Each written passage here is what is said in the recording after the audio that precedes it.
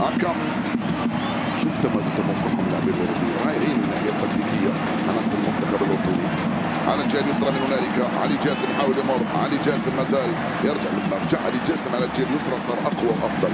لعبت مرة ثانية من هنا مصطفى سعدون يخرج له حسين عبد الكريم، يفضل الكرة العالية.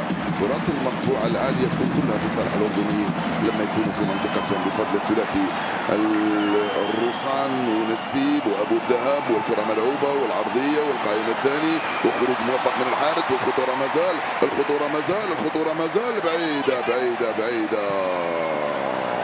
ما زالت الخطورة من هنالك لصالح أحمد يحيى.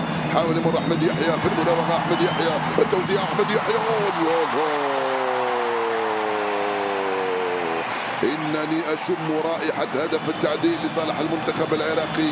الكرة تلعب من هنا، ما زالت اللعبة ثلاثية، الخطورة ما زال، محاولة المرور، الحكم يقول العب، ما زالت عراقية مرة ثانية تلعب بينية، الخطورة خطيرة، تسديدة مرة أخرى مرفوعة.